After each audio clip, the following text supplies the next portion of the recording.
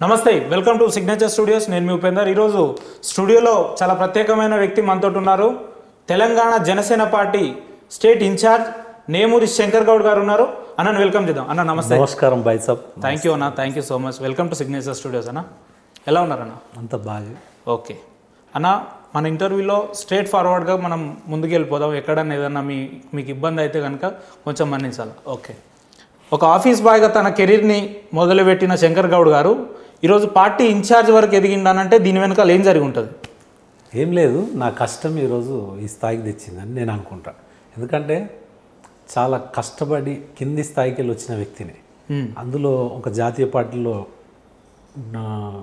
భూస్థాయి కార్యకర్తగా పనిచేసుకుంటూ డివిజన్ ప్రెసిడెంట్గా ఆ తర్వాత సిటీ సెక్రటరీగా ఆ తర్వాత స్టేట్ ఎగ్జిక్యూటివ్ మెంబర్గా ఒక జాతీయ పార్టీలో పనిచేసిన ఆ ఒక్క గుర్తింపు ఈరోజు నన్ను ఆ రోజు ప్రజారాజ్యం పార్టీ చిరంజీవి గారు పెట్టడం నేను చిరంజీవి గారు అంటే చాలా ఇష్టం నేను ఆయన అభిమాని ఫస్ట్ ఆఫ్ ఆల్ ఓకే ఆ తర్వాత ఆయనతో పాటు నేను మమేకమై వెళ్ళిపోవడం ఆ రోజు నాకు జనసేన అధ్యక్షుడు ఇప్పుడు పార్టీ పెట్టిన జనసేన అధ్యక్షుడు శ్రీ పవన్ కళ్యాణ్ గారు చాలా దగ్గర అవ్వడం ఆయనతో పాటు ఉమ్మడి రాష్ట్రంలో ఉన్నప్పుడు యువరాజ్యంలో స్టేట్ కోఆర్డినేటర్గా నాకు బాధ్యత ఇవ్వడం అట్లా నా పనిని చూసి ఆయన ఈరోజు పార్టీ జనసేన పార్టీ పుట్టిన తర్వాత నన్ను ఇన్ఛార్జ్గా రైట్ అన్న ఇందాక మీరు మాట్లాడుతూ ఒక పార్టీలో పనిచేస్తున్నప్పుడు నాకు గుర్తింపు వచ్చింది అన్నారు మీకు గుర్తింపు వచ్చిన పార్టీని మీరు ఎందుకు వదిలేయాల్సి వచ్చిందా వాస్తవానికి అంటే అది నా ఇష్టం మీద ఉంటుంది నాకు చిరంజీవి గారు అంటే చాలా ఇష్టం కాబట్టి ఆ రోజు పరిణామాలు బట్టి నేను ఆ ఇష్టంతో నేను చిరంజీవి గారి దగ్గరికి వెళ్ళిపోయాను అంటే నాకు నచ్చింది నేను చేయడం అనేది నా సొంత అభిప్రాయం ఎందుకంటే ఒక మనిషి అన్నప్పుడు రకరకాల ఆలోచనలు ఉంటాయి కొత్త తరం రాజకీయం చేయడానికి ప్రయత్నం చేస్తున్న చిరంజీవి గారు ఆ రోజు బీసీలకు 106 సీట్లు ఇచ్చిన చిరంజీవి గారు ఆ రోజు ఆ ఉద్దేశంతో నేను ఆ పార్టీలో చేరడం జరిగింది ఆ తర్వాత జరిగిన పరిణామాలు మీకు తెలిసిన విషయమే యావత్తు రాష్ట్రం కాదు దేశం అంతా తెలిసిన విషయమే కొన్ని కారణాల వల్ల ఆ పార్టీ అట్లా కొలాప్స్ అయిపోవడం ఆ తర్వాత మళ్ళీ నేను కామ్ ఉండిపోవడం ఆ తర్వాత పార్టీ ప్రెసిడెంట్ పవన్ కళ్యాణ్ గారు కొత్తగా పార్టీ పెట్టడం ఆయనతో పాటు జర్నీ కొనసాగుతాం అంటే మీకు నచ్చింది మీరు చేయడం అంటే మీ అవకాశం కోసం మీరు ఎంతకైనా తెగిస్తారు అన్నట్ట అట్లేం లేదు అవకాశం అంటే నేనేమో కార్పొరేటర్గా నేను పోలేదు నేను ఒక ఎమ్మెల్యేగా పోలేదు నేను ఒక ఎంపీగా పోలేదు నేను ఒక సామాన్య కార్యకర్తగా ఉండి వేరే పార్టీలు వెళ్ళాను అంటే చిరంజీవి గారి కుటుంబం పట్ల మీరు ఆకర్షితులు కాబట్టి ఆ రోజు జనసేన స్థాపించబడింది కాబట్టి మీరు ఇప్పుడు పవన్ కళ్యాణ్ గారి పార్టీలో ఉన్నారు ఒకవేళ ఆ పార్టీ రాకపోయి ఉంటే మీ పరిస్థితి ఏంది ఈరోజు కామ్గా ఉండేది నేను నాకు నచ్చలే ఇప్పుడున్న వ్యవస్థ నాకు ఎక్కడ కూడా ఇప్పుడున్న రాజకీయాలు మన జనసేన అధ్యక్షుడు శ్రీ పవన్ కళ్యాణ్ గారు చేసే రాజకీయాలకు చాలా తేడా ఉంటుంది ఏం తేడా ఉంటుంది తేడా అంటే మీరు రాజకీయం ఏమైపోయిందంటే ప్రతి ఒక్క పార్టీ ఇప్పుడు పవన్ కళ్యాణ్ గారు చేసేది రాజకీయం కదా 100% రాజకీయం కానీ పొలిటికల్గా ఒక కొత్త తరాన్ని పరిచయం చేస్తున్న రాజకీయం చేస్తుంది పవన్ కళ్యాణ్ గారు గత పార్టీలన్నీ రేపు సస్తా అన్నట్టయినా కూడా ఎమ్మెల్యే ఎంపీ కావాలంటాడు కొత్త వాళ్ళకి అవకాశం ఇవ్వరు యంగ్ బ్లడ్ కావాలి జనరేషన్ మారిన కొద్దిగా పార్టీలో కూడా అంటే రాజకీయాల్లో అనుభవం కూడా చాలా ముఖ్యం అంటారు కదా మరి ఎట్లా అనుభవం ఉండాలి వాళ్ళు అనుభవం చెప్పాలి కానీ వాళ్ళే పాత్ర పోషించి ఎమ్మెల్యేగా ఎంపీగా ఉండి చేయడం అనేది నేను ఒప్పుకోను ఎందుకంటే కొత్త తరం అనేది రావాలి మనము చూసిన ఎమ్మెల్యేనే 40 సార్లు 30 సార్లు చూసుకుంటూ పోతే కొత్త వ్యక్తులు కొత్త ఆలోచనలు అనేది రావాలనేది నా అభిప్రాయం అంటే తెలంగాణ జనసేన ఇన్ఛార్జ్గా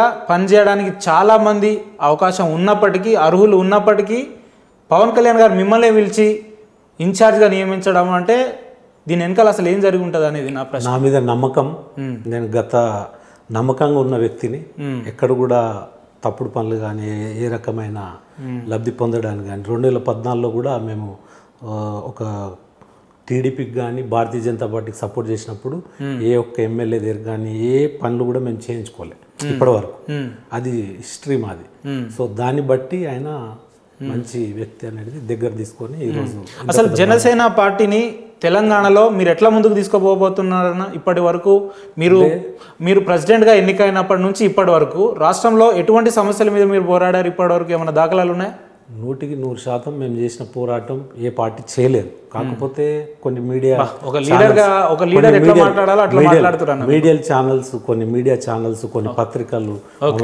మన లైవ్ టెలికాస్ట్ చేయకపోవచ్చు. కాకపోతే ఈరోజు సోషల్ మీడియా అనేది ఉంది, మీరు ఒకసారి చూసుకోవచ్చు. జనసేన తెలంగాణ సోషల్ మీడియా అని ఉంది. మేము చేసిన ప్రోగ్రామ్స్ అన్ని అందులో ఉన్నాయి. ఎందుకంటే ధర్నా చౌక్ విషయం తీసుకోండి, మేమే ఉన్నాం అప్పుడు. ఫస్ట్ ఇష్యూ రాష్ట్రం విడిపోయినాక, ఆ రాష్ట్రం కొత్తగా ఏర్పడ్డాక, ప్రభుత్వం ఏర్పడ్డాక సిపిఐ సిపిఎం వాళ్ళు మా దగ్గరకు వచ్చి పార్టీ ప్రెసిడెంట్ గారిని మద్దతు కోరినప్పుడు నేనే స్వయంగా 1000 మందితోటి ధర్నా చేయడం జరిగింది. ధర్నాలో పాల్గొనడం, ఆ రోజు లాఠీ దెబ్బలు తినడం కూడా జరిగింది, నేను నాతో పాటు మా క్యాడర్. ఆ తర్వాత ఇంటర్ విద్యార్థుల గురించి పెద్ద ఎత్తున పోరాటం చేసినాం. 4-5 సార్లు అరెస్ట్ కావడం జరిగింది. ఆ తర్వాత ఆర్టీసీ సమ్మె ఏదైతే ఆర్టీసీ కార్మికుల గురించి వాళ్ళందరూ పవన్ కళ్యాణ్ గారిని సంప్రదించడం, మాట్లాడడం, మేము కూడా బేషరత్గా వాళ్ళకి మద్దతు ఇవ్వడం, అన్ని పార్టీస్తో ఆల్ పార్టీస్ మీటింగ్లో పార్టిసిపేట్ చేయడం. ఆ రకంగా 39 రోజులు వాళ్ళతో పాటు మేము కూడా అనేక పోరాటంలో మేము భాగస్థులమైనాం. అదేవిధంగా నల్లమల్ల అడవుల్లో యురేనియం తవ్వకాల గురించి శివ అనే ఒక వ్యక్తి పార్టీ ఆఫీస్కి రావడం, పవన్ కళ్యాణ్ గారి దృష్టికి తీసుకెళ్లడం, అక్కడ జరుగుతున్న సమస్యల్ని, దాని మీద రౌండ్ టేబుల్ సమావేశం పార్టీ. నేనేమంటున్నా అంటే పవన్ కళ్యాణ్ గారు ఏం చేసింది అనేది కాదు, శంకర్ గౌడ్ గారు వారి ఆధ్వర్యంలో నిర్వహించిన కార్యక్రమాలు చెప్తున్నా. ధర్నా చౌక్ తీసుకోండి, ఇంటర్ విద్యార్థులు తీసుకోండి, అదేవిధంగా ఆర్టీసీ కార్మికులది నా మీద భుజం మీద నా మీద వేసుకొని నేను ప్రోగ్రామ్స్ అన్ని చేయడం జరిగింది. అదేవిధంగా కరోనా సమయంలో పవన్ కళ్యాణ్ గారు 2 తెలుగు రాష్ట్రాలకు దాదాపు 2 కోట్ల వరకు సాయం చేయడం జరిగింది. ఆ తర్వాత ఎల్బీ నగర్లో పోయినసారి పెద్ద ఎత్తున వర్షాలు రావడంతో అక్కడ నేను ప్రతి ఇంటింటికి తిరగడం జరిగింది. బిఫోర్ గ్రేటర్ హైదరాబాద్ ఎలక్షన్ ముందు ఇది ఎల్బీ నగర్, రామంతపూర్, అక్కడ ఆ డివిజన్లలో. సో ఇటువంటి చేసుకుంటూ పోతున్నాం. కాకపోతే మాకు బలం ఉన్నంత వరకు, మా బలం ఎక్కడైతుందో మా క్యాడర్ని బట్టి మేము ముందుకెళ్తాం. ఇప్పుడు సార్వత్రిక ఎన్నికలు చూసుకుంటే 2-3 నెలల సమయం ఉన్న పరిస్థితి అయితే మనకు కనిపిస్తూ ఉంది. ఈ 2-3 నెలల సమయంలో తెలంగాణ ఇన్ఛార్జ్గా మీరు 119 నియోజకవర్గాల అభ్యర్థుల్ని లిస్టు బయట పెట్టే దమ్ము మీకుందా? అంటే మీకు ముందే చెప్తున్నాం, మాకు ఎంతైతే బలం ఉందో దాన్ని బట్టి మేము ముందుకెళ్తామండి. మాకు మొన్ననే గత సంవత్సరం నుంచి పవన్ కళ్యాణ్ గారు అనేక సందర్భాలలో చెప్పడం జరిగింది, మేము ఈసారి 100% మేము క్యాండిడేట్లని నిలబెడతామని. గతంలో కూడా కొండగట్టు ఆయన ముందు ఏదైతే వారాయి పూజ చేసేటప్పుడు ఆ రోజు కూడా చెప్పడం జరిగింది. ఆ రోజు మీటింగ్ కూడా పెట్టడం జరిగింది. దాదాపు 32 మందితోటి మేము ఈ తెలంగాణపై మంచి బలమైన వ్యక్తుల్ని పెట్టి ఫైట్ చేస్తాం. ఎందుకంటే ఈ ఎలక్షన్ అనేది వేరు, కొత్త తరం రాజకీయాలు చేయడం వేరు. మిగతా పార్టీలు చూసుకుంటే జనసేన పార్టీ ఉద్దేశం అధికారం చేజిక్కించుకోవడం కాదు, కేవలం మార్పు కోసం ప్రయత్నించడమేనా? 100% మార్పు. ఎందుకంటే ఒకటేసారి రాదు అది. ఏ పార్టీ తీసుకున్నా కానీ, మీరు టీఆర్ఎస్ని తీసుకోండి, బీజేపీని తీసుకోండి, కాంగ్రెస్ని తీసుకోండి, ఏది కూడా కింది స్థాయికి వెళ్ళి కింద కష్టపడి పైకి వస్తాయి. 25 ఏళ్ళు కష్టపడి మీరు చెప్తున్నట్టు కూడా ఒకటేసారి రాదని అన్నారు. పవన్ కళ్యాణ్ గారికి ఇప్పటి వరకు చూసుకుంటే కేవలం ఒక 10 మంది ఎమ్మెల్యేలు కాదు కదా, తనే ఎమ్మెల్యేగా గెలవలేని పరిస్థితి. ఆయన కూడా ఒకటేసారి సీఎంగా అయిపోతానని ఎందుకు ఇట్లా మాట్లాడుతూ ఉన్నాడు? ప్రతి నాయకులు నిజంగా చెప్తున్నా, రాజకీయాన్ని సర్వనాశనం చేసి మిగతా పార్టీ వ్యవస్థని ఏ రకంగా తయారు చేసారు అంటే డబ్బుతో ముడిపడ్డ రాజకీయాలు తయారు చేశారు. ఒక ఎమ్మెల్యే గెలవాలంటే 40-50 కోట్లు 2 పార్టీలు పెడితే ఒక సామాన్యుడు గెలిచే అవకాశం ఉంటుంది? మీరు చెప్పండి. రాజకీయం అసలు ఏం చేయాలనుకుంటారు వీళ్ళు? అటువంటి దాన్ని మార్చడానికి ప్రయత్నంలో భాగంగా మనం 2 చోట్ల ఓడిపోవచ్చు ఆయన. కాకపోతే ఎన్ని కోట్లు ఖర్చు పెట్టింది అనేది మీరు చూడాలి. అక్కడ ఆ పార్టీలు వైఎస్ఆర్సీపీ ఖర్చు పెట్టలే. ఆయన నిజంగా కూడా ఆయనకి ఏదైతే ఎలక్షన్ కమిషనర్ మాకు నామినల్ ఫీజు ఏదైతే ఉందో అంతవరకు మేము ఖర్చు పెట్టాం, కానీ ఎక్కడ కూడా మేము పెద్ద ఎత్తున డబ్బులు ఖర్చు పెట్టాం కూడా. ఎందుకంటే ఎమ్మెల్యేగా గెలవలేని పరిస్థితిలో ఉన్నప్పుడు ఆయన ముఖ్యమంత్రి అభ్యర్థిగా ఆయనే ముఖ్యమంత్రి అయిపోతున్నా అని ఎట్లా ఆయన అంతటా ఆయన ఎట్లా అనౌన్స్ చేస్తాడు అంటున్నా నేను. గతంలో మాకు 22 లక్షల ఓట్లు పడ్డాయి. మేము చేసే ప్రోగ్రామ్స్ ఈరోజు ఏపీలో చూసుకున్నట్టయితే రోడ్స్ మీద మేము ఫైట్ చేస్తున్నాం. ఈరోజు ప్రభుత్వం దృష్టికి తీసుకెళ్తున్నాం, రోడ్స్ లేవు. అదేవిధంగా మొన్న ఏదైతే మహిళలు మిస్సింగ్ కేసులు ఏవైతే నమోదైనాయో ఆంధ్రప్రదేశ్లో, దానిపైన పెద్ద ఎత్తున పోరాటం చేసినాం. ఏ ఒక్క మీడియా మిత్రులకు కూడా తెలియదు ఆ విషయం. దాన్ని బయటికి తీసింది జనసేన అధ్యక్షుడు శ్రీ పవన్ కళ్యాణ్ గారు. అటువంటి అంశాల మీద ప్రతిసారి పోరాటం, ఇసుక కార్మికుల గురించి, భవన నిర్మాణ కార్మికుల గురించి, ఇసుక గురించి అనేక పోరాటాలు చేస్తున్న యోధుడు పవన్ కళ్యాణ్ గారు. అదేవిధంగా శ్రీకాకుళంలో ఏదైతే కిడ్నీ బాధితులు ఉంటారో ఆ విషయాన్ని కూడా బయటికి తీసింది పవన్ కళ్యాణ్ గారు. అటువంటి అంశాల మీద అనేక పోరాటాలు చేస్తున్న వ్యక్తి పవన్ కళ్యాణ్ గారు. అంత మంచి పవన్ కళ్యాణ్ గారికి ఒక్క నిమిషం, పవన్ కళ్యాణ్ గారికి తెలంగాణ మీద ఎటువంటి సానుకూలత ఉందంటే మీరేమంటారు?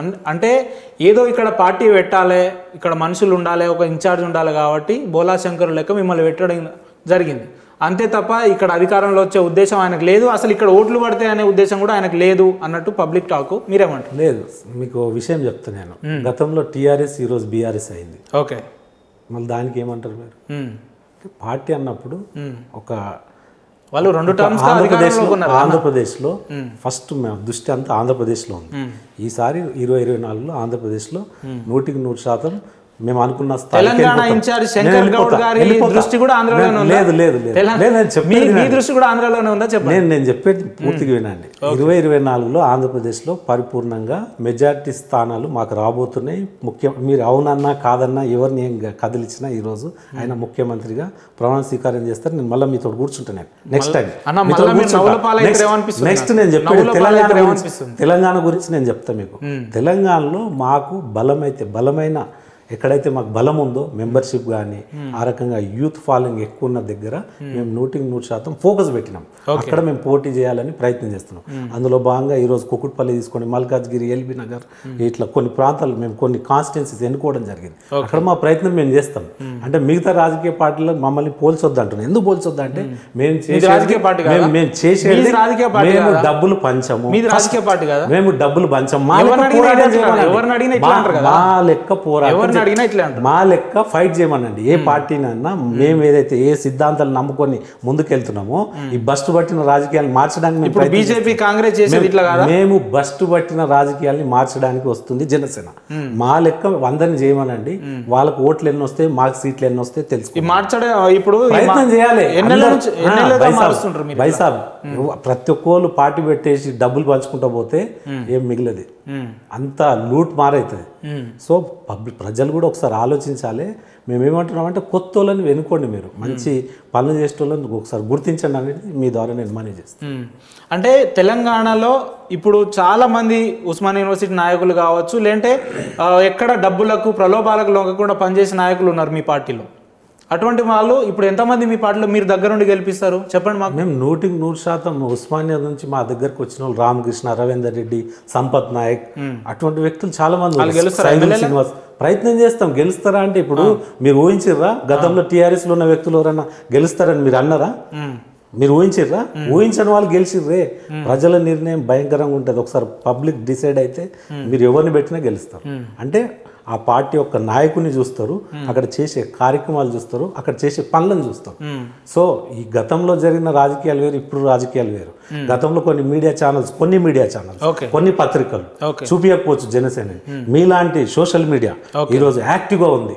2 తెలుగు రాష్ట్రాలలో బలంగా పబ్లిక్ లోకి తీసుకెళ్తారు. నిజాన్ని నిర్భయంగా మీరు చెప్తున్నా కూడా మేము.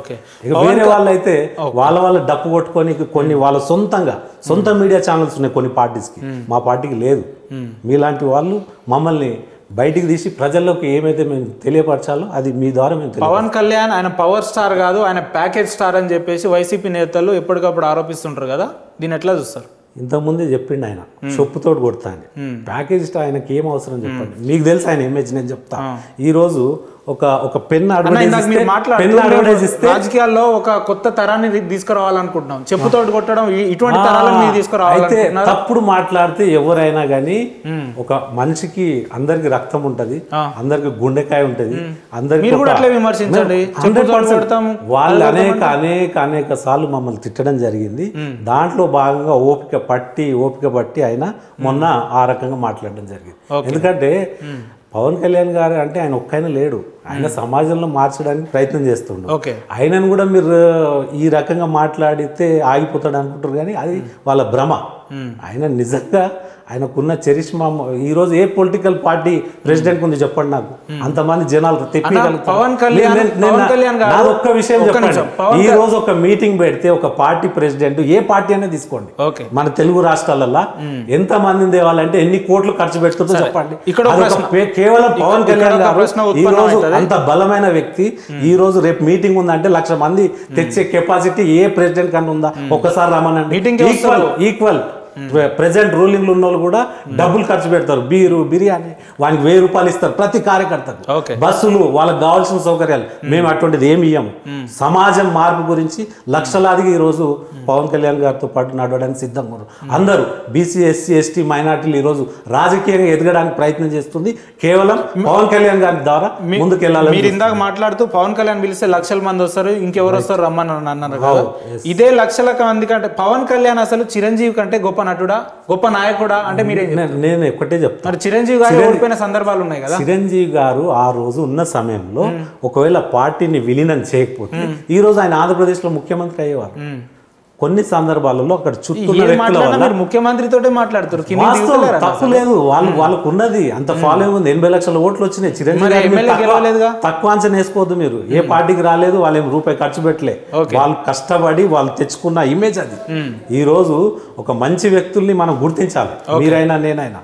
అంతేగాని అడ్డమైన రాజకీయ నాయకుల గురించి మాట్లాడుకుంటా పోతే సమాజం ఇట్లనే ఉంటది, మాలాంటి వాళ్ళు ఇట్లనే ఉంటారు.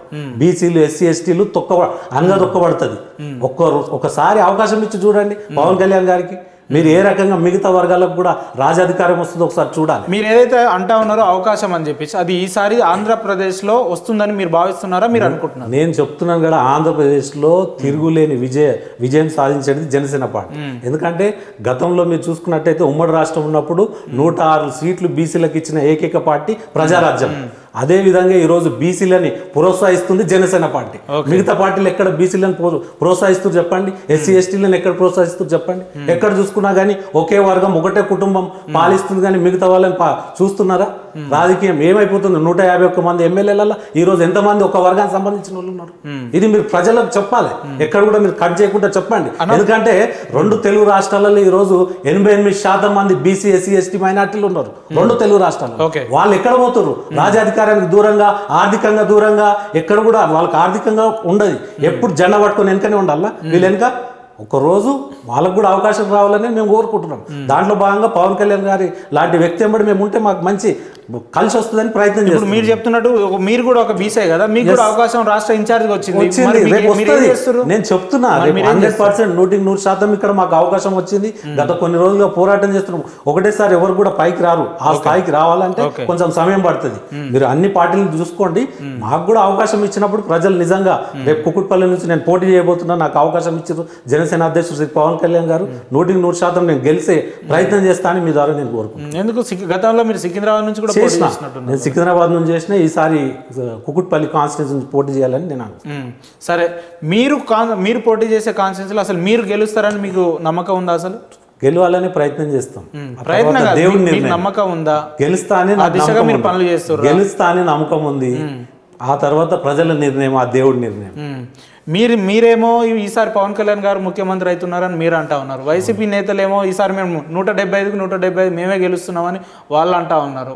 ఏంది అసలు? వాళ్ళకు 10 సీట్లు వస్తే ఎక్కువ అని నేను అంటున్నా. ఎందుకంటే సమాజంలో 10 లక్షల కోట్లు పైచిలకు అప్పు చేసి ఈరోజు మేము అభివృద్ధి చేస్తున్నామంటే కాదది. మీరు ఆ రకంగా కొన్ని బయట నుంచి ఇన్వెస్ట్మెంట్స్ రావాలంటే మీరు మంచి పనులు చేయాలి.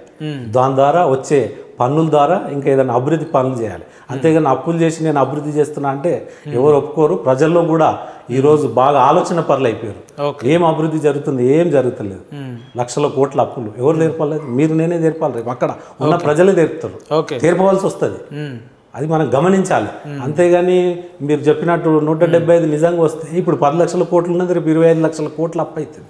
ఆలోచించుకోవాలి అక్కడ పబ్లిక్ కూడా. ఎందుకంటే ఎక్కడ కూడా చూసుకున్నట్టయితే ఒక సామాన్య ఒక రాజశేఖర్ రెడ్డి గారి కుటుంబం ఈ రోజు ఎన్ని లక్షల కోట్ల ఆస్తి ఎట్లా సంపాదించారు?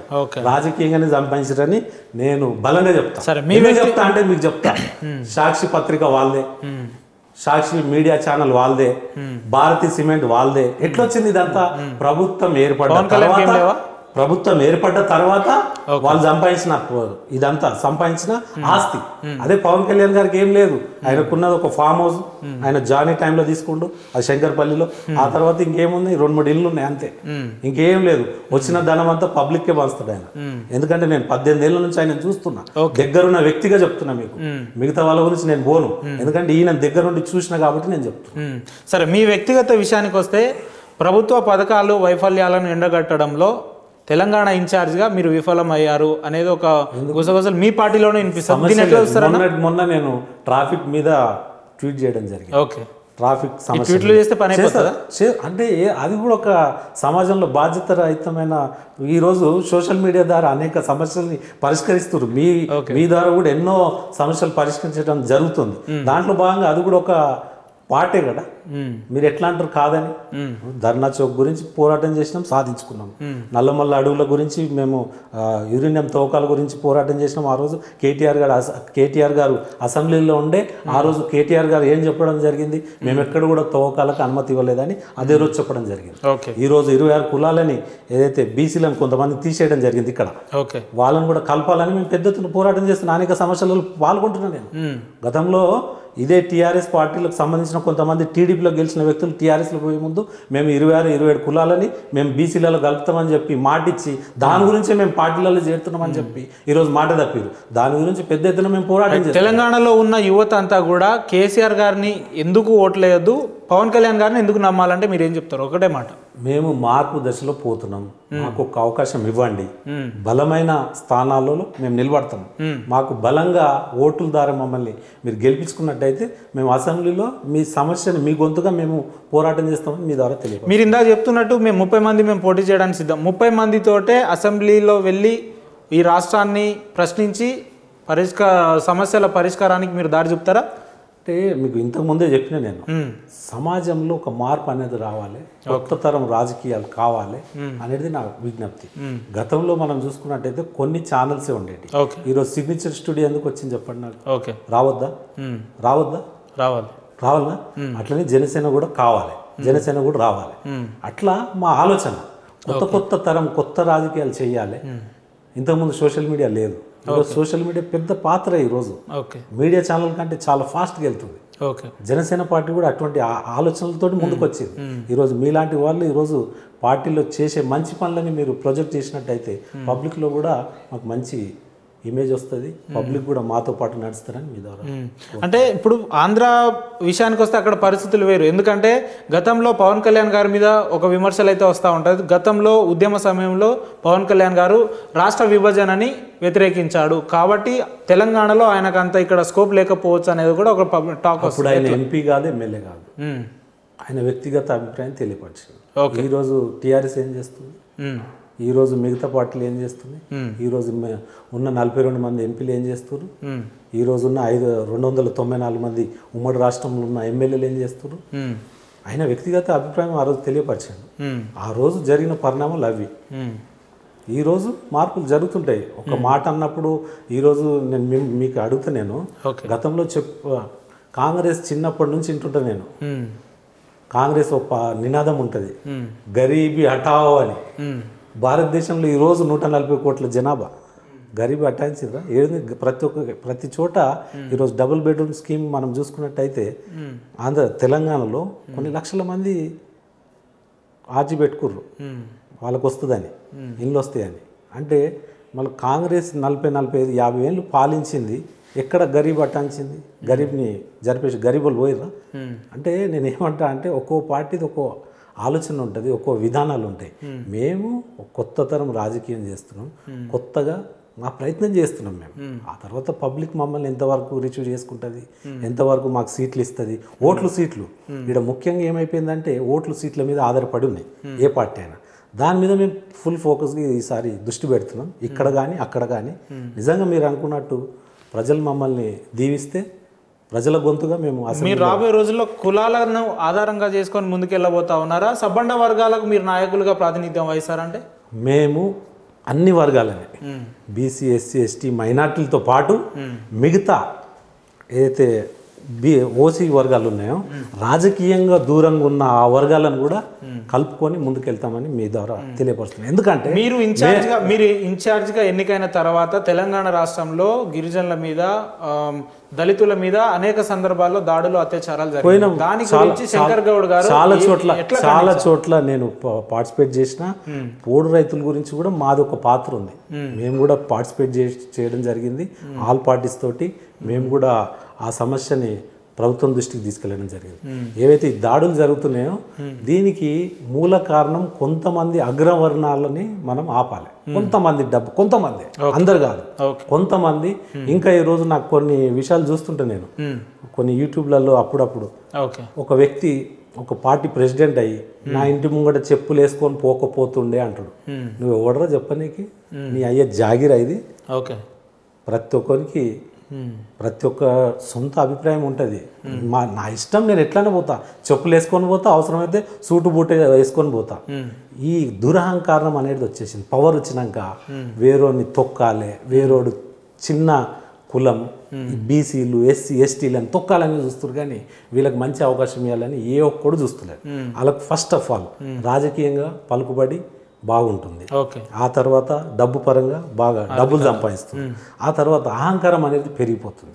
దీన్ని ఎక్కడనో ఒక దగ్గర కొట్టాలంటే పవన్ కళ్యాణ్ లాంటి ఒక మాస్ జనాలున్న బలమైన వ్యక్తి రావాలి.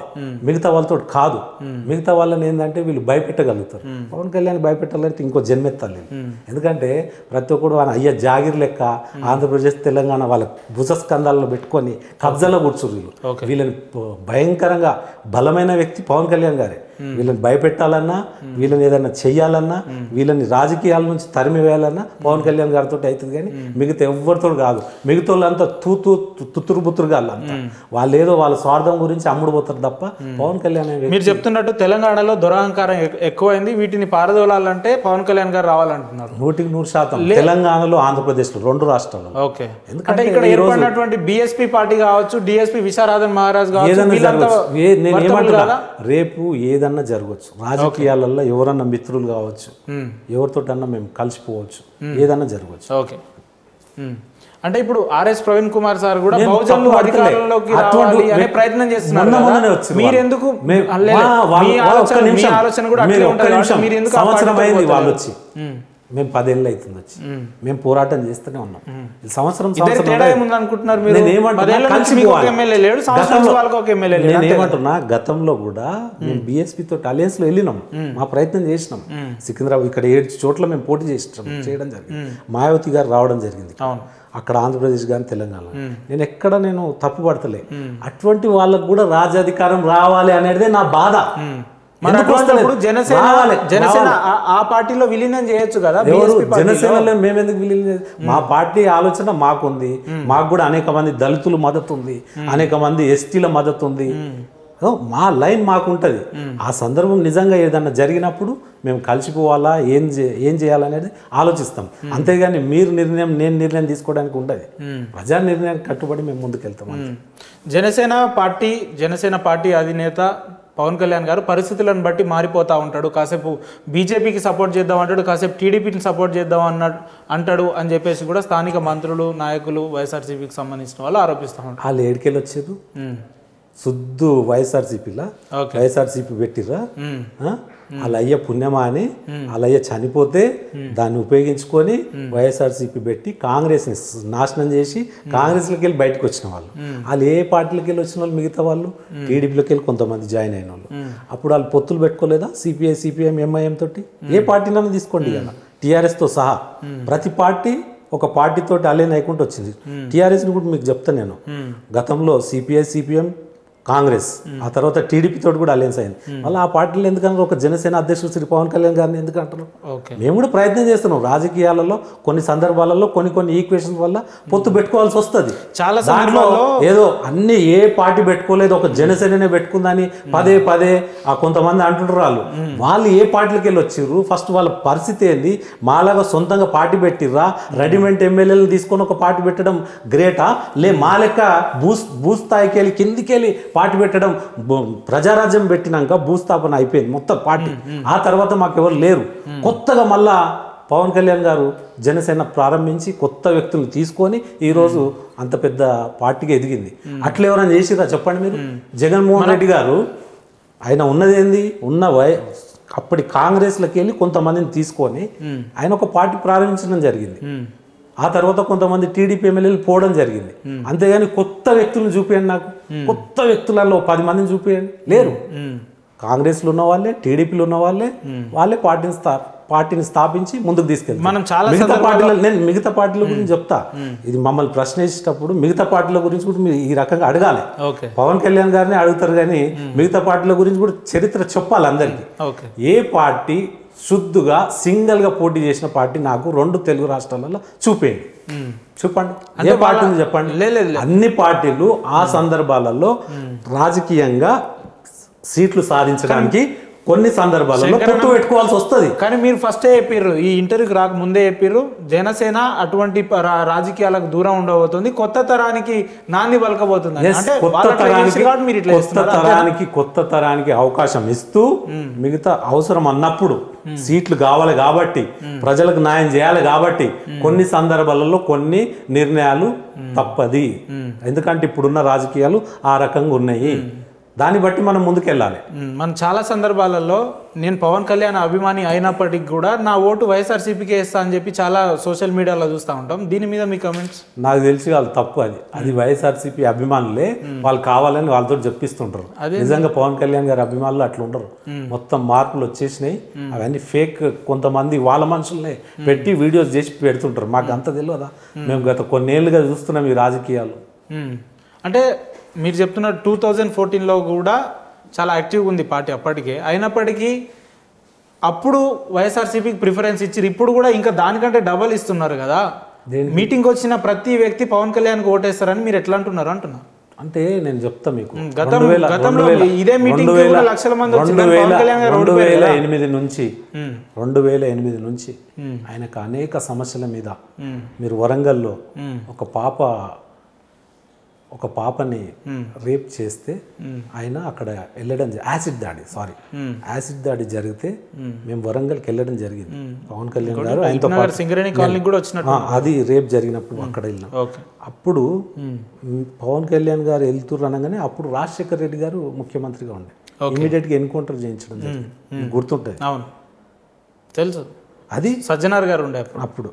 సజ్జనార్ ఇక్కడ మీరు చెప్తుంది ఇది వరంగల్లో మన యాసిడ్ ఇన్సిడెంట్ అప్పుడు కూడా సజ్జనార్ గారు. ఓకే.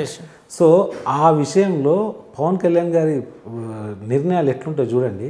ఒక పార్టీ ప్రెసిడెంట్ పవన్ కళ్యాణ్ గారు కదులుతుర్రు అంటే న్యాయం ఇమీడియట్గా జరిగిపోతుంది. మీరు చూసుకోండి, ఆయన దాకా ఒక ఇష్యూ వచ్చిందంటే భయపడిపోతారు. ఎందుకంటే ఆయన పబ్లిక్లో ఉన్న ఇమేజ్ ఉన్న వ్యక్తి. మిగతా పార్టీల గురించి నేను మాట్లాడా. నాకు మీరు సింగరేణి కాలనీ ఏదైతే అంబర్పేటలో ఉందో అక్కడ కూడా ఆ అమ్మాయి మీద అఘాత్యం జరిగినప్పుడు మేము వెళ్ళినాం. అక్కడ వాళ్ళ ఇంటికి కూడా చేరుకోలేని పరిస్థితి, అంతమంది రావడం జరిగింది. దాదాపు 50 నుంచి 60 వేల మంది గుమిగూడిపోయారు. అక్కడ మేము ఎక్కడ పబ్లిసిటీ చేసుకోలే, ఎక్కడ మేము వస్తున్నామని చెప్పలే. అంటే ఒక మహిళకు ఆ రకంగా జరిగినప్పుడు మన భరోసా నేనున్నానని చెప్పాలనేది మీరు అన్నారు కదా. ఈరోజు ఇన్ని జరుగుతున్నాయి, దీని గురించి మాట్లాడిరా, మీరు ఎప్పుడైనా పోరాటం చేసిరా అని అడిగారు. సో సింపుల్, మీ నుంచే అది రావడం జరిగింది, మీ నోరు దాకా. అంటే మీరే చెప్తున్నారు, మీరు సింగరేణి కాలనీలో పవన్ కళ్యాణ్ గారు అక్కడ ఎస్టీ ఆ పాప వాళ్ళకి మద్దతుగా ఒక జనసేన అధ్యక్షుడే వచ్చారు. కానీ మిగతా వాళ్ళు ఎవరైనా ఏ పార్టీ వాడైనా వచ్చిందా? అదే వాళ్ళ వర్గాన్ని జరిగితే రోడ్ల మీద బట్టలు ఇప్పుకొని తిరుగుతారు. ఇది నేను అనేది ఏంటంటే ఈసారైనా ఒకసారి ఆలోచించాలి. ప్రతి దళిత బిడ్డ, ప్రతి ఎస్టీలు కానీ, ఎస్సీలు కానీ, బీసీలు కానీ, రాజకీయానికి దూరంగా ఉన్న వర్గాలు, మిగతా ఓసీ వర్గాలు కూడా ఒకసారి ఆలోచించాలి. ఎందుకంటే పవన్ కళ్యాణ్ అనే వ్యక్తి నిజాయితీగా రాజకీయాలు, ఆయనకు నిజంగా మీ ద్వారా చెప్తున్నా నేను, ఆయనకి ఏం అవసరం లేదు. సినిమా చేస్తే 50-60 కోట్లు వస్తాయి, 60 కోట్లు వస్తాయి. ఎందుకు శుభ్రంగా తిని హాయిగా ఉండి నాకెందుకులే రాష్ట్రం ఎవడో ఏమైతే నాకెందుకంటే అయిపోతుంది. కాకపోతే అంత బలం ఉన్న వ్యక్తి, ఆయనకు అంత ఫాలోయింగ్ ఉన్న కూడా పబ్లిక్ గురించి మాట్లాడకపోతే ఇంకెవ్వరు ఏమి చేయలేరు. ఈ 2 రాష్ట్రాలల్లో ఏ నాయకుడు కానీ ఏ పార్టీ కానీ ఏం చెయ్యదు. ఆ బలమైన వ్యక్తి పబ్లిక్లోకి వస్తుంది కాబట్టి నిజంగా కొంచెం న్యాయం జరుగుతుందని నేను నమ్ముతున్నాను. మీ వ్యక్తిగత విషయానికి వస్తే పవన్ కళ్యాణ్ గారి మిమ్మల్ని ఇన్ఛార్జ్గా చేసిన తర్వాత మీరు కార్యకర్తల్ని పట్టించుకోరు, ఏ నిర్ణయాలు కూడా ఏకపక్షంగా తీసుకుంటారు అనేది మీ పార్టీలో చాలా తీవ్రమైన చర్చ నడుస్తూ ఉంటుంది. దీన్ని ఎట్లా చూస్తారన్న? ఏమంటా అంటే చాలా మంది మీరు మీకు విషయం చెప్తా నేను, చాలా మంది ప్రతి వచ్చిన వాళ్ళంతా పవన్ కళ్యాణ్ గారిని కలుస్తా అంటారు. అది సాధ్యమా? ఇప్పుడు వచ్చిన వాళ్ళంతా నేను స్టూడియో ఓనర్ని కలుస్తా అంటే మీరు కల్పిస్తారా? ఇంటర్వ్యూకి వచ్చిన వాళ్ళంతా నేను చెప్తా, అయినా స్టార్ అయిపోయాను, అయినా ఒక ప్రతి ఒక్కరు చాలా మందికి ఉంటుంది. కానీ ఆ సందర్భం అనేది ఏంది అసలు, అక్కడ మీకు ఏమైనా సమస్య ఉంటే ఆ సమస్యను మనం దృష్టికి తీసుకెళ్తాం. కానీ చాలా మంది 100% మంది వాళ్ళ సొంత ఎజెండా మీద వస్తారు. కొంతమంది స్టోరీస్ మేము చెప్తామంటారు, కొంతమంది సినిమాలు ఏదైనా అవకాశం ఇవ్వమని, కొంతమంది వాళ్ళ అంటే ఇప్పుడు రెగ్యులర్ పొలిటీషియన్స్ లాగా కొంతమంది వేరే పార్టీ వాళ్ళకి కాల్స్ చేసి ఈ పని చేపిమని, ఇటువంటి వాళ్ళు నేను ఎంకరేజ్ చెయ్య. అది పబ్లిక్ మిగతా వాళ్ళకి కొంచెం ఇబ్బంది. నిజంగా అటువంటిది ఉంటే ఈరోజు తెలంగాణలో మొదటి నుంచి తిరిగింది నేను కానీ, మహేందర్ రెడ్డి గారు కానీ, మిగతా హరిప్రసాద్ గారు కానీ, రియాజ్ కానీ, నాగేష్ అన్న కానీ, ఇట్లా మేము 4-5 2 తెలుగు రాష్ట్రాలలో తిరిగి అప్పట్లో మేము ఒక ప్రతి ఫంక్షన్ హాల్ తీసుకొని కొత్త వాళ్ళకి అవకాశం ఇవ్వడం జరిగింది. ప్రతి ఒక్కరికి ఏంటంటే ఇప్పుడు మీరు చూసుకోండి, 2 తెలుగు రాష్ట్రాలలో బలంగా ఆయనకి ఇంతమందిని ఉన్నారంటే వాళ్ళని ఒక దశలో తీసుకెళ్లే ప్రయత్నం చేస్తున్నాం. ఆయనకున్న బలమే, దాన్నే కొంచెం రాజకీయంగా ముందుకు తీసుకెళ్లాలనే ఆలోచన. అందులో కొంతమందికి నేను పవన్ కళ్యాణ్ గారి దగ్గరికి తీసుకెళ్ళాలని కొంతమందికి ఉంటుంది కోపం. నేను తీసుకెళ్లాలంటే నాకు ఒక లైన్ ఉంటుంది, ఆ లైన్ దాటి నేను కూడా పని చేయలేను. నాకు ఒక కాన్స్టిట్యున్సీ ఉంటుంది, ఆ కాన్స్టిట్యున్సీలో ఏదన్నా సమస్య ఉంది ఆయన దృష్టికి తీసుకెళ్తాం. ఇప్పుడు మీరు అన్నారు, ఇప్పుడు శ్రీరామ్ నగర్ కాలనీ ఏదైతే అంబర్పేటలో ఉందో ఆ సమస్య వచ్చింది, ఇమీడియట్గా సింగరేణి కాలనీలో సంపత్ నాయక్ని ముందు పెట్టినాం. అక్కడ ఆయన ఫైట్ చేసిండు 2 రోజులు, అక్కడ కూర్చోండు టెంట్లో, వాళ్ళ గురించి ఆ వర్గం సంబంధించిన వ్యక్తి కాబట్టి ఆ విషయాన్ని పవన్ కళ్యాణ్ గారి దృష్టికి తీసుకెళ్ళి ఇమీడియట్గా ఆయన రావడం జరిగింది. అటువంటి అంశాల మీద మేము పోరాటం చేస్తాం. ఇప్పుడు నల్లమల్ల అడవుల్లో ఏదైతే మహబూబ్ నగర్ ఉందో అక్కడ కూడా ఏదైతే ఇష్యూ ఉందో ఆ ఇష్యూని అక్కడ శివ అనే వ్యక్తి యూరేనియం విషయం తీసుకొచ్చినప్పుడు పవన్ కళ్యాణ్ గారి దృష్టికి, అంతేగాని ప్రత్యేకంగా ఫొటోస్ దిగుతాం, ఫోటో ఫ్రేము కొంతమంది చాలా నాకు ఆయన అంటే చాలా బలమైన వ్యక్తి కాబట్టి చాలా మంది అడుగుతుంటారు, అక్కడ కొంచెం నారాజు అవుతుంటారు. అటువంటిది ఏముండదు. నిజంగా మీటింగ్స్ ఉన్నప్పుడు అందరిని కలుస్తాడు ఆయన. మనము ఆ కష్టపడితే ఈరోజు లక్ష్మణ్ గౌడ్ కానీ మిగతా వ్యక్తులు పార్టీలు మహిళలు కానీ ఈరోజు చాలా మంది గుర్తింపు వచ్చింది, వాళ్ళకి మంచి అవకాశాలు వస్తున్నాయి. అంతేగాని ఈ ప్రైవేట్ అనేది నేను ఎంకరేజ్ చెయ్య, ప్రైవేట్ ప్రోగ్రామ్స్ నేను ఎంకరేజ్ చెయ్య. కొంతమంది చాలా మంది ఒక హోటల్ ఓపెనింగ్కి పిలుస్తారని చెప్తారు, ఒక బట్టల షాప్ ఓపెనింగ్, అది ఆయన తెలిసి కూడా కాని పనిని నాకు చేయమని చెప్తుంటారు. నేను దాన్ని అవాయిడ్ చేస్తుంటా, అట్లా కొంచెం ఇబ్బందులు ఉంటాయి. ఓకే.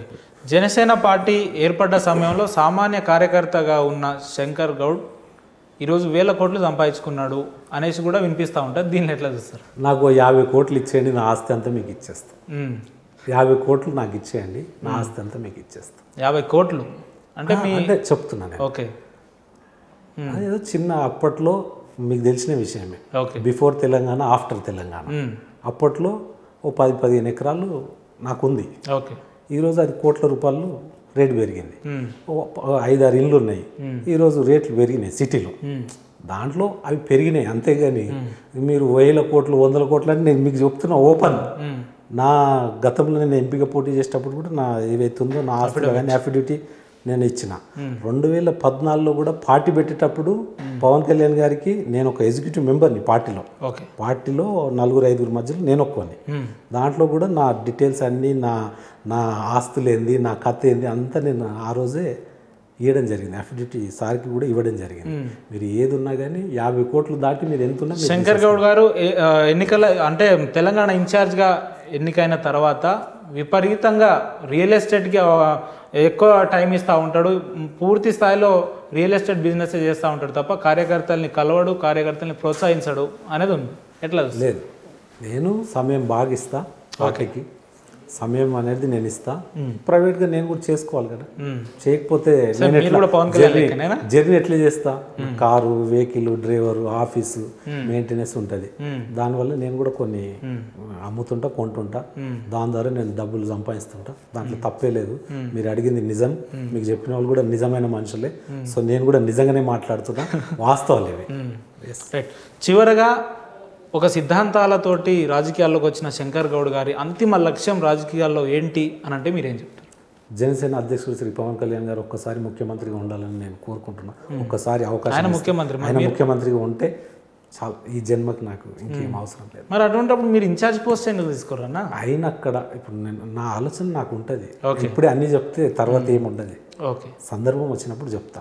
ఆయన అక్కడ ఒక్కసారి అయిపోతే ఆ తర్వాత మీరు పరిణామాలు మీరే చూస్తారు ఏమేమి జరుగుతాయి. ఈ ఒక్క రాష్ట్రమే కాదు, ఇంకా 2-3 రాష్ట్రాల మీద మా దృష్టి ఉంది. టైం పడుతుంది. ఓకే, ఏది కూడా శంకర్ గౌడ్ గారు తెలంగాణ ముద్దుబిడ్డ కాబట్టి అసలు తెలంగాణలో ఆయన అంతిమ శంకర్ గౌడ్ గారి లక్ష్యం కావాలి మాకు. శంకర్ గౌడ్ గారి లక్ష్యం ఏంది? ప్రజలకు మంచి న్యాయం జరగాలి, బీసీ ఎస్సీ ఎస్టీలకు కూడా రాజ్యాధికార దశలో వెళ్ళాలి అనేది నా ఒపీనియన్. ఎందుకంటే వాళ్ళకు కూడా నేను మంచి ప్లాట్ఫామ్ ఇది జనసేన పార్టీ. దీని ద్వారా వాళ్ళు అసెంబ్లీలో వాళ్ళ గొంతు వినిపిస్తే ఆ ఒక్క వర్గానికి కూడా న్యాయం జరుగుతుందని నేను మీ ద్వారా తెలియపరుస్తాను. రైట్ అన్న, right. Thank you so much. అడగగానే మాకు సమయం ఇచ్చినందుకు. అన్న, ఇక్కడ ఒక టాస్క్, తెలంగాణలో ఆంధ్రాలో కొంతమంది రాజకీయ నాయకులకు సంబంధించి నేను పేరు చెప్తా, వాళ్ళకి సంబంధించిన 1 వర్డ్ ఆన్సర్ ఇవ్వాల్సి ఉంటుంది. మనం స్టార్ట్ చేద్దామా? రెడీనా? ముందుగా మీ అధినేత పవన్ కళ్యాణ్ గారు. మంచి వ్యక్తి. చిరంజీవి. చాలా మంచి వ్యక్తి. వైఎస్ జగన్. కాదు, అంటే క్రిమినల్ కేసులు ఉన్నాయి, సిబిఐ కేసులు ఉన్నాయి. ఎట్లా నేను చెప్పాలి చెప్పండి? కేసీఆర్ గూగుల్లో సెర్చ్ చేస్తే ఈరోజు first who is the criminal of India అంటే ఫస్ట్ ఈయన పేరే వస్తుందని నేను విన్నా. ఓకే, కేసీఆర్ గారు మంచి వ్యక్తి. కేటీఆర్ గారు చాలా మంచి వ్యక్తి. బండి సంజయ్ కష్టపడే కార్యకర్త. రఘునందన్ రావు మంచి అడ్వకేట్, మంచి మాట్లాడే విధానం నచ్చుతుంది. ఈటల రాజేందర్ గారు కూడా ఒక బీసీ బిడ్డగా నేను బాగా గౌరవిస్తాను. కొడాలి నాని. కొడాలి నాని గుట్కా క్యాండిడేట్. అనిల్ కుమార్ యాదవ్. ఏపీ అనిల్ కుమార్ కాదు, కింది స్థాయికి వచ్చాడు, కాకపోతే మాట్లాడే విధానం బాగుండదు. రోజా. ఆమె రోజారెడ్డి గారిని అస్సలు నేను పట్టించుకోను. రేవంత్ రెడ్డి. రేవంత్ రెడ్డి కూడా పర్లేదు. ఉత్తమ్ కుమార్ రెడ్డి. ఉత్తమ్ కుమార్ రెడ్డి ఒక పైలట్ అయినా ఆ స్థాయిలో ఆయన ఉండడం, ఎంపీగా ఇప్పుడు కూడా ఉండి అక్కడ సేవలు అందించడం నేను బాగా ఆయన కూడా గౌరవిస్తాను. ఆర్ఎస్ ప్రవీణ్ కుమార్ గారు చాలా మంచి వ్యక్తి. ఆయన డిపార్ట్మెంట్లో వండుకుంటూ ఈరోజు ఒక వర్గం గురించి పవన్ కళ్యాణ్ గారి ద్వారా ఆయన లక్ష్యం ఒక్కోసారి ఆయన దాంట్లో కూడా కనిపిస్తుంటారు. షర్మిల గారు. ఆయన ఫైనల్గా శంకర్ గౌడ్ గారు. మీ ముందే ఉన్నాడు. మీరు చెప్పండి. శంకర్ గౌడ్ గారు అంటే నిజాయితీగా ఏదో చెయ్యాలని ఒక తపన. అవకాశం ఇస్తే నిజంగా అందరికీ, అనగబడ్డ వర్గాలకు అందరికీ న్యాయం జరిగేలాగా నేను ప్రయత్నం చేస్తాను. ఓకే అన్న, థ్యాంక్ యూ సో మచ్.